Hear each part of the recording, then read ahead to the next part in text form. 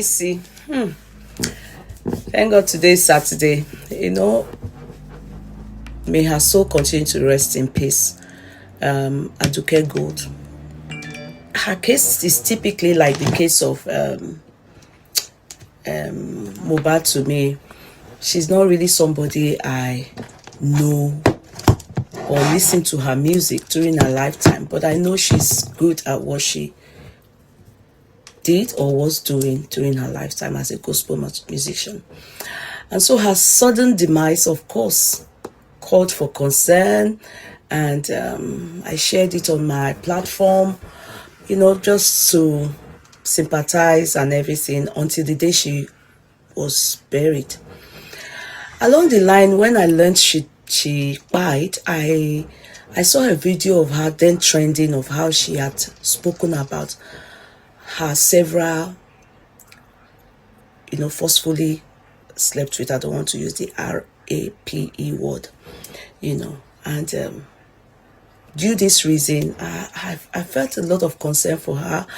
But while she was on that podcast, she never mentioned the name of the people that raped her, but she laid emphasis on somebody whom she went to help her. And even though he was actually also aware of the fact that she's had several cases of being raped, but because of her career, her field of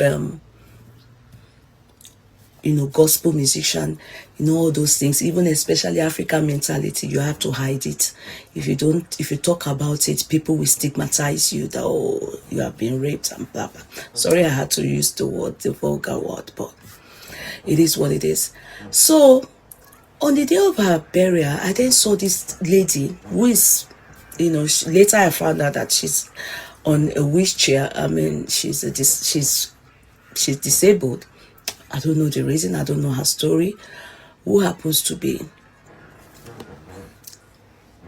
a gospel musician too. And the lady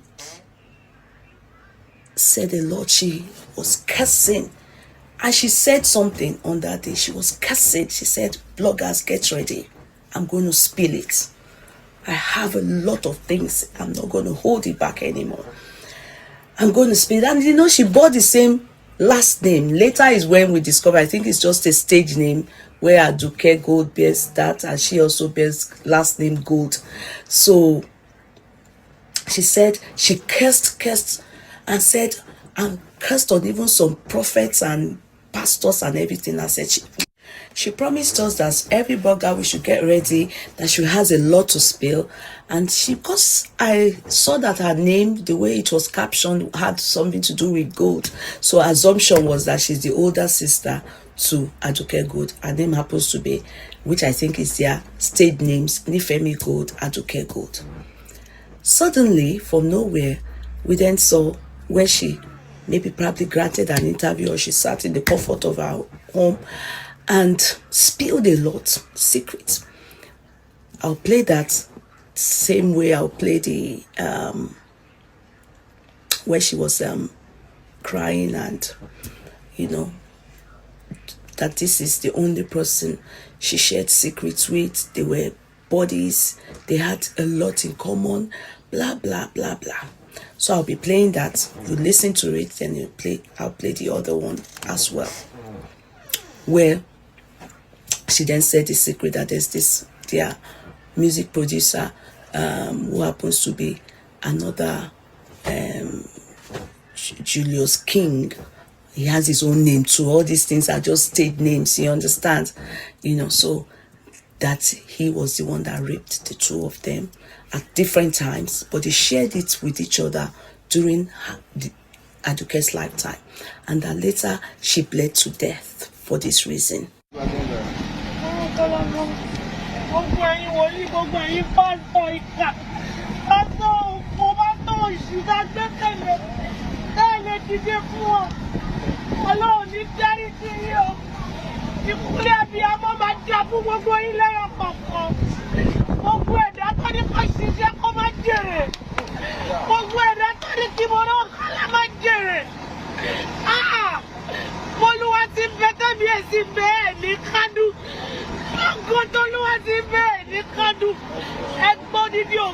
ọmọ wa lójijì. Ẹgbọ́n ní ògo àgbáyé lójijì. Àsìkò tó yẹ kó máa jèrè sí ọwọ́ ẹ̀. Ẹ dẹ̀ padà nù. Lọ́jọ́ pẹ́ kó má kú mọ́. Kí wọ́n má kú mọ́.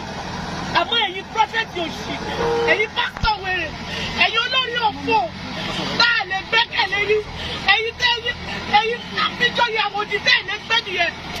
Ẹ watch out gbogbo ẹ̀yin blogger tẹ wá bí, gbogbo àṣírí tẹ́ ẹ máa mọ̀. Lẹ́yìn tá a ti gbé moró kọ́lá sí, watch out for me. I will start revealing a lot of secrets about all those wicked and heartless. Àwọn agbaburúkú akúkọ gàgàrà tí ò fẹ́ kékeré ọkọ ẹ ò ní jèrè bẹ́ẹ̀ bá bíbá mọ́ ẹ ní jèrè kankan nínú ẹgbàmọ́rọ́ kọ́lá ẹnì kan ṣoṣo tí mo tún fọ̀rọ̀ lọ tí mo tún gbẹ́kẹ̀lé tí mo sọ̀rọ̀ fún èyí tí Àdùkẹ́ bò mọ́ra títí tó fi kú leléyìí Julie King ó fi tipátipá bá mi sùn tá mọ̀ sí rape ó sì rape Àdùkẹ́ náà tó jẹ́ iṣó inú ẹ̀kú tí ẹni kankan nu àwọn òbí dáká sọ fẹ́nìyàn kan níwọ̀n ìgbà tán ti lérí pé a ò gbọ́dọ̀ sọ fẹ́nikẹ́ni tá bá sọ fẹ́nikẹ́ni ikú ni ọ̀run làlà ẹjọ́ ta ló fẹ́ kú and everybody see us as a gospel artist because a mọ̀ pé we live in the world tẹ́ pé wọ́n ti máa ń judge wa tẹ́ bá gbọ́ nípa mistake téèyàn kan ṣe fún wa àṣìṣe tó ṣẹlẹ̀ ẹ̀ fi yẹn judge wa ẹ̀ lẹ́ẹ̀ ní pé wá sí church mọ́ ẹ̀ lẹ́ẹ̀ ní ṣe anything mọ́ so àṣẹ ní ṣe ní ṣe ọ̀nà but enough is enough I have to speak out àmọ́ ẹ bá mi bèèrè lọ́wọ́ Julie King kí ni nǹkan tó ń fún táwọn wòlíì ẹ̀yẹ ń fún kí ni nǹkan tó ń ṣe tó fi ń bá àwọn obìnrin sùn tó dẹ̀ kán bẹ̀rẹ̀ sí ní bleed Àdùkẹ́ bleed èmi náà bleed àwọn méjèèjì kan ni mo tí mo lè sọ pa ní ìsìn ṣùgbọ́n ṣé bẹ́ẹ̀ fún a lot of people náà tí wọn ò lè sọ̀rọ̀ wọn kò tán máa rí eléyìí they will begin to speak up for myself torí I'm speaking up for myself and for wọn kọ́lá mi so ẹ̀dẹ̀ bá mi bèrè lọ́wọ́ ẹ̀ kí ni Julie King tún fẹ́ lọ́wọ́ mi lẹ́yìn tó fipá bá mi lò pọ̀ kí ni nǹkan tó tún fẹ́ tó tún ní pé lẹ́yìn o gbọ́dọ̀ tún fojú rí mi. Ọbàyé jẹ́ producer ó ti pẹ́ tó ti ń ṣe àmọ́ wọn kọ́ lábẹ́ ẹ̀ ti ségi lónìí enough is enough èyí tó silence mi tó gẹ́ I need to start speaking up láti àná ló ti bẹ̀rẹ̀ sí ní rányàn pé mi ò lè dákẹ́ mọ́ ó ti tì mí kàn ògiri mo gbọ́dọ̀ sọ̀rọ̀ jáde kó sọ fún gbogbo èèyàn gbogbo ayé ẹ gbà mí láti àná ló sì ń fèèyàn trail mi gbogbo èèyàn ọmọ Nàìjíríà ẹ dákun ẹ ṣàánú fún mi o mi ò safe mọ́ ní Nàìjíríà ọmọ mi ò safe àtẹ̀mí àtọmọ mi àmọ́ tí nǹkan kan bá fi lè ṣe mí tó ṣe ọmọ mi ẹ wò ẹni tẹ́ ẹ kọ́kọ́ mú Julie King ni Julie King ló produce gbogbo àwọn wòlíì ẹ èyí tó fi ń threaten wa gbogbo àwọn wòlíì ẹ èyí tó fi ní ká máa múlẹ̀ gbogbo àwọn wòlíì wa èyí tó fi ní pé a ò gbọ́dọ̀ sọ fẹ́ da àlàyé kan tá fi wá ń bẹ̀rẹ̀ sí ní gbé trauma ní 2022 gbogbo yín gbọ́ pé mo attempt suicide kò mà sẹ́ni tó wádìí kò sẹ́ni tó béèrè pé kí látàrí suicide tí mo attempt tọ́lọ́run wá pa mí. This same Julie King láti ìgbà tó rìn mi ti wà lọ́wọ́ ẹ̀ pẹ̀lú báwọn èèyàn ṣe dìde tó support orin yẹn ó kọ̀ ó fi orin yẹn sílẹ̀ látàrí pé dandan o gbọ́dọ̀ fẹ́ mi ṣé dandan ni mo dẹ̀ sọ fún ẹ pé mi ò ní trauma tí mo ṣe ń là kọjá bọ̀ ó dẹ̀ wá fi tipátipá ó fi bá mi lò pọ̀ lọ́jọ́ náà pẹ̀lú omi jólójú ni mo máa fi sọ̀rọ̀ ṣé o ti gbàgbé ni o sọ ọjọ́ ìbí mi o sọ ọjọ́ ìbànújẹ́ fún mi ṣé o rántí tí wọ́n bá ti gbàgbé ẹni tó ṣu ló gbàgbé ṣùgbọ́n ẹni tó kọ ò lè ever gbàgbé láíláí ó gbóná fẹlifẹli ẹ̀yin ọmọ Nàìjíríà ẹ tètè wábi tó bá wà kẹ́ lọ.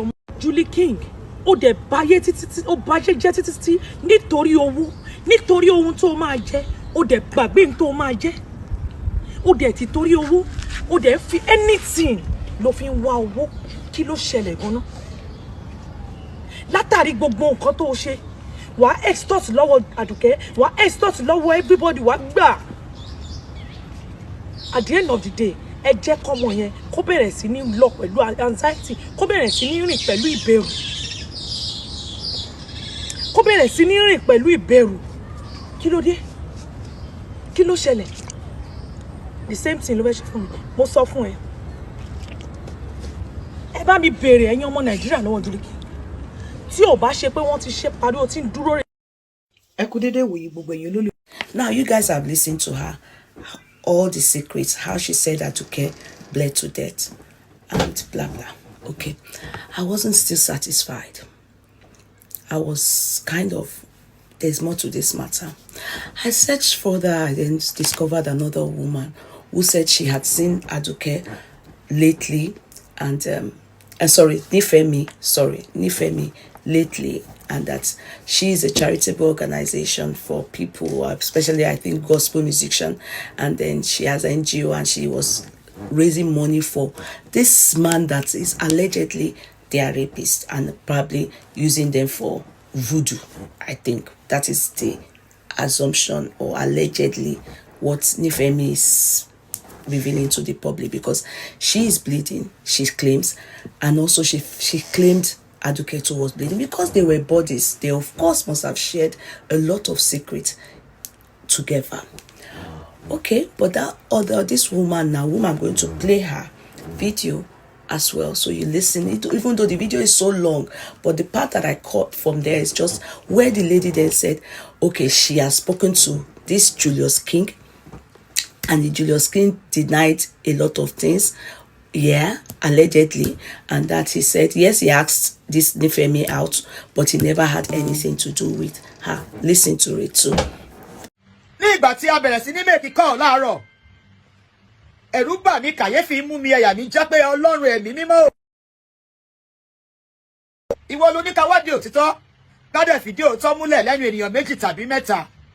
Èyí ló mú mi bẹ̀rẹ̀ sí ní make calls. From there mo get number Daddy Nifemi Gold, mo get number Mommy Nifemi Gold, mo get number Baba Aduke, mo get number àbúrò Aduke Gold tí wọ́n ní wọ́n fipá bá lò pọ̀. Lákọ̀ọ́kọ́ mo kọ́kọ́ pè Baba Aduke Gold. Wọ́n fún mi ní number pastor kan tó jẹ́ olùgbọ̀wọ́ fún Nifemi Gold, tó gbàdúrà fún Nifemi Gold nígbà tọ́rọ̀ wheelchair máa ṣẹlẹ̀ tára wọn tó ṣe bí ẹni tí ara rẹ̀ kò dá díẹ̀. Mo wá pè Baba Nifemi Gold tá ń pè ní Pastor Ajayi Aderomu.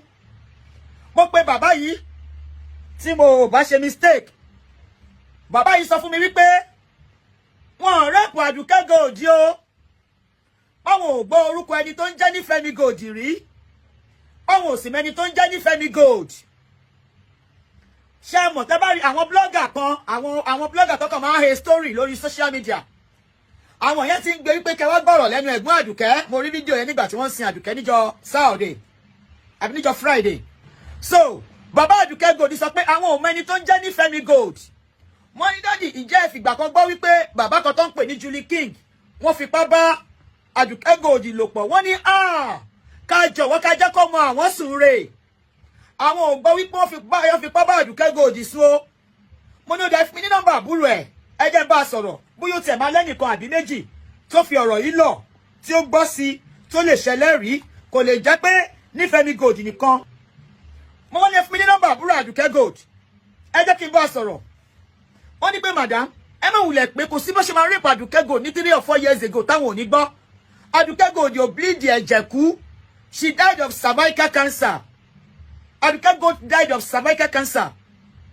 Tó dẹ̀ ti ṣe, àwọn ò dẹ̀ gbọ́ wípé picture Julie King ni mo gbé sórí program yìí.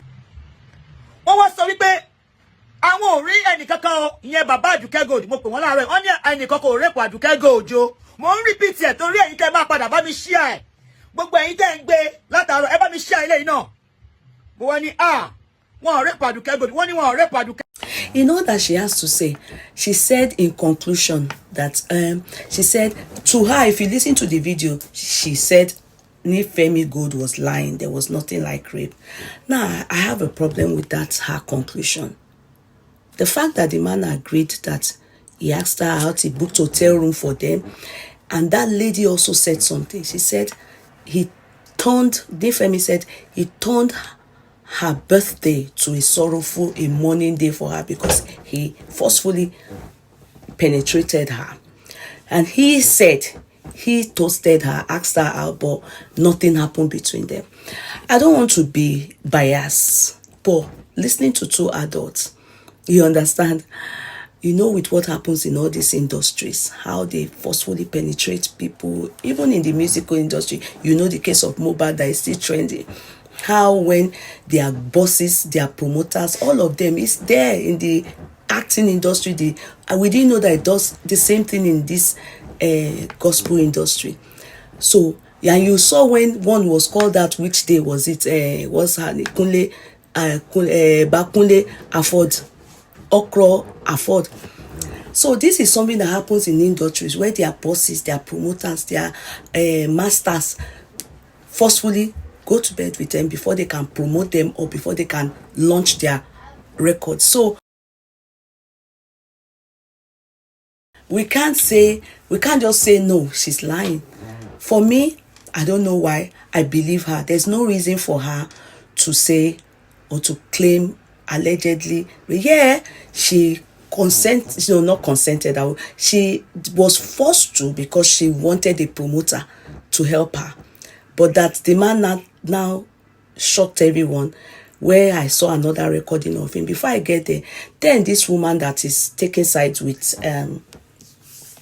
Julius King, the music promoter, whom she says I think it's area Egbon.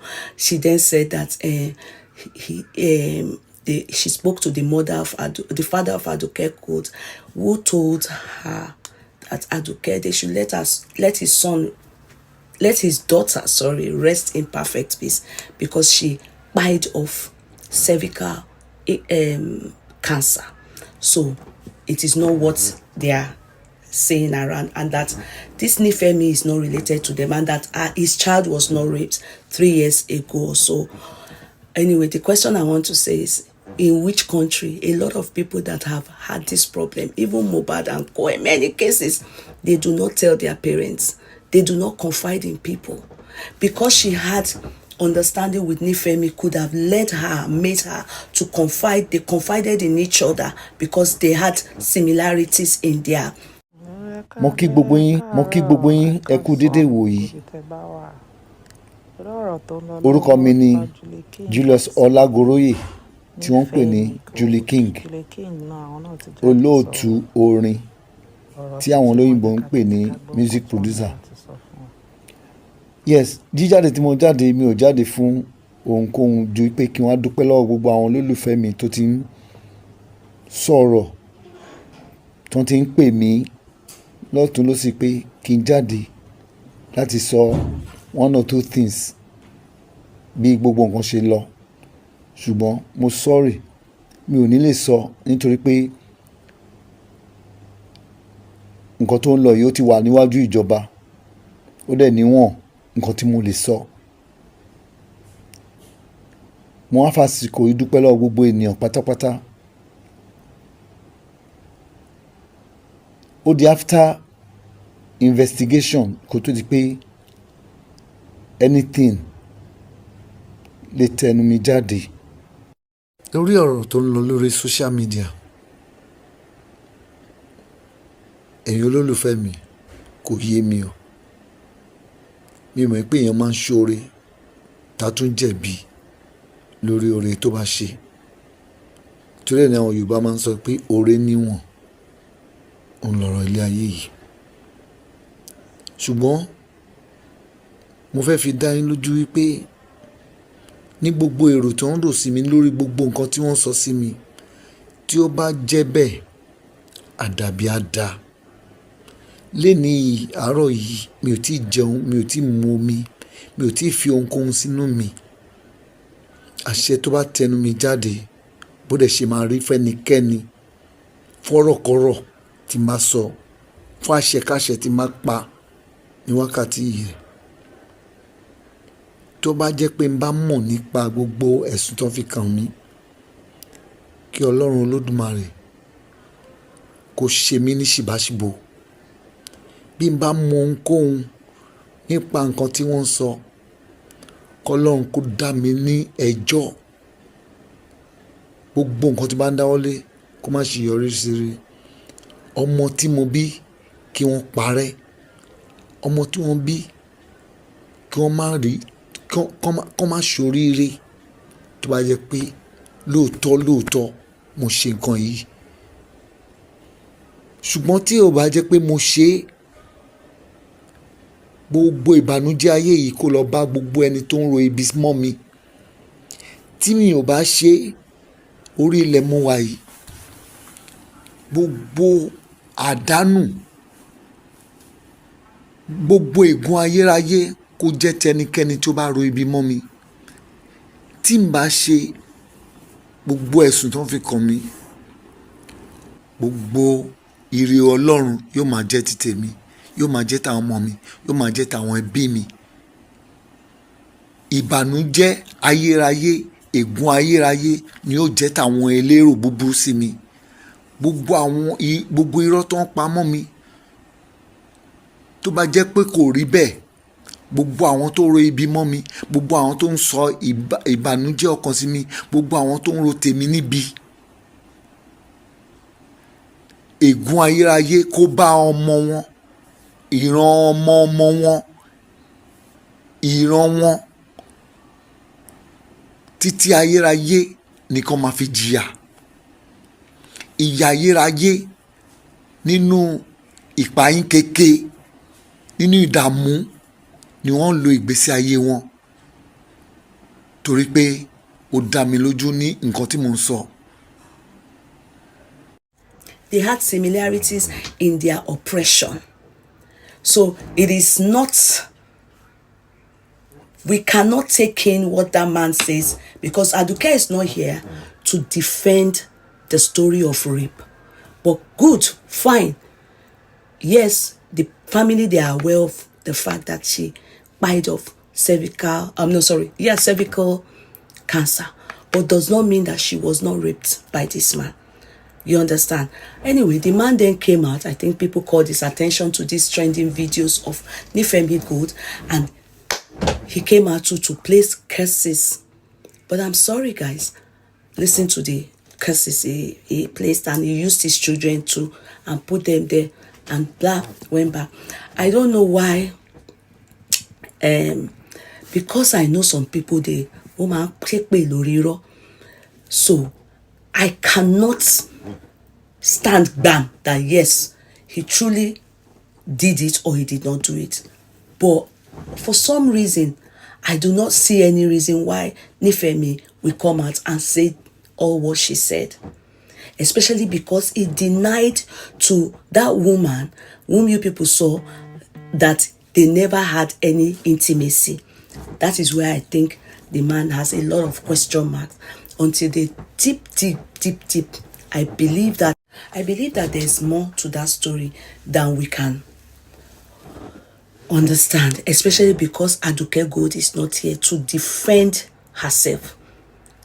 Could she have truly confided with Nifemi that they were both penetrated by this man under duress as in forcefully? It's possible. There's every possibility. Could she have shared it with her family? No. Her younger sister, the woman said, oh, I seeked the younger sister's number. The father said no, said no, there's no need because there was nothing like that. Their child died of cervical cancer. But it's possible she never shared it with anyone, because it's kind of, you get stigmatized and it's kind of humiliating. But because she had Nifemi, they've both experienced this rape from this particular man, they probably shared this and cried together. And especially when she started bleeding, probably she never told Nifemi that she had cervical cancer, but confided in the family. You know, it's not everything. There are some things you look before you confide. Maybe because Nifemi too had the same experience, she was able to confide in Nifemi regarding the rape, but could not confide when she was now undergoing cervical cancer. We never know. But that man is completely saying the truth, no, I doubt very much. I will be analyzing it tomorrow, Sunday. Ibi tí ọ̀pọ̀lọpọ̀ ti súnmọ́ wòlíì ni wọ́n ti ta ògo ẹ̀ fún ayé. ibi tí ẹlòmíì ti súnmọ́ wòlíì ni wọ́n ti ta ẹ̀mí ẹ̀.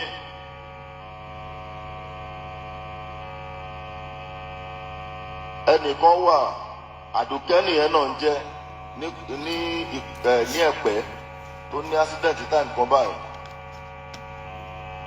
ní ò mọ̀ bí arántí ẹ̀ tó ní accident ẹsẹ̀ ń dùn tó ní accident ní Sango. Fúnkẹ́ Gold, God bless you. ṣáájú gbogbo àwọn tá à ń súnmọ́ yìí ló ń ṣekú pa ọ̀pọ̀lọpọ̀. wọ́n máa tàn ẹ́ jẹ. Bíbélì náà dẹ̀ jẹ́ ká mọ̀ pé ẹni tó fi ènìyàn ẹlẹ́ran ara ṣe ìgbẹ́kẹ̀lé asán ni. ọ̀sán là ń ṣiṣẹ́, òru là ń gbàdúrà fẹ́ni tó bá mógo wáyé. ẹni tí ò bá ti lè gbàdúrà lóru ó máa sọnù, ó kàn máa sọnù ni, ó kàn máa sọnù. má jẹ́ kéèyàn kan tàn ẹ́ jẹ pé òun mú ẹ lọ Àdùkẹ́, ọ̀rọ̀ ẹ dùn mí gan-an.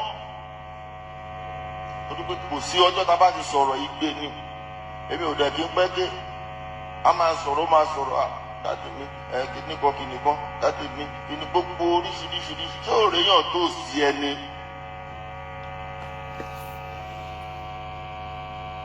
ilé tó ṣe lọ sí London, mo ní jókòó sí London, tó bá ti change life kò kú sí ọmọ kò sí ọkọ, ibẹ̀ wàá rí ẹlòmíì tí ọ̀nà tiẹ̀ máa bá tiẹ̀ dọ́gba.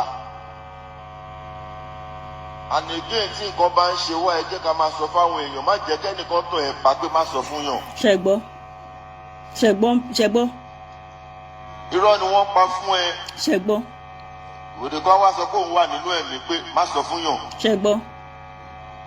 irọ́ ni wọ́n pa ẹ tó ti gbowó ẹ̀mí ẹ lórí kó má sọ fún yàn. ṣe ti gbọ́. pẹ̀lú evidences àwọn kan tí mo sọ fún. Mo sọ fún pé I was raped. Mo pè é mo jókòó pé mo ṣé wò mí o.